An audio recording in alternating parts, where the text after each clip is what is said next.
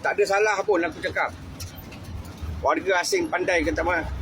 Bukan masalah berani tak berani. Masalah kau datang tempat orang kau kena ada adab. Bukan berani je. Kalau kau berani kau pergilah Israel dulu bengok. Ini Malaysia. Ada undang-undang. Kau datang sini kau nak cek makan, kau buat cara cek makan. Kau datang sini cek rezeki, kau buat cara cek rezeki. Kau tak payah nak tunjuk pandai-pandai. Kalau kita orang apa? Kalau orang Malaysia pandai, kenapa tak masak? Apa kita nak masak? Kalau kita ada modal, ada duit, bagilah orang-orang yang boleh buat. Itulah kerja je kita orang ni. Kau datang sini pun bukannya kau buat kerja jadi hamba api. Orang tak payah gaji kau ke?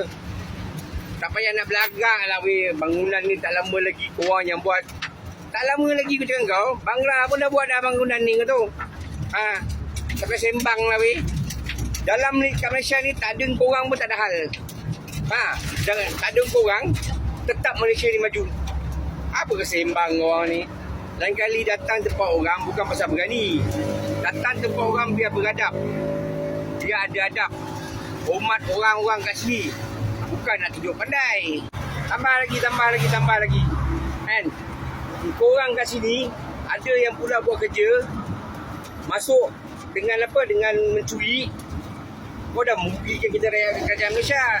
Apabila korang kena tangkap, kita rakyat Malaysia punya duit yang bagi korang makan duduk dalam penjara tu.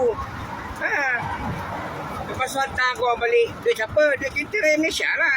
Kau nak sembang apa? Hope cerita hope kepala otak kau. Datang sini ada yang meniaga. Tak bayar cukai pendapatan. Tak bayar cukai. Apa pun tak bayar. Datang sini free je. Kau sembang apa kau? Kita orang Melayu, orang Malaysia ni baik hati lah, kau tahu tak? Tak ada pun pergi report korang. Tak ada pun pergi orang kata apa, pergi laporkan pada pihak berkuasa. Tak ada pun. Aku bercakap ni bagi kau sedar. Datang tempat orang jangan kau hajar. Tahu. Ada adab. Manusia ni ada adab. Bukan jadi lembu.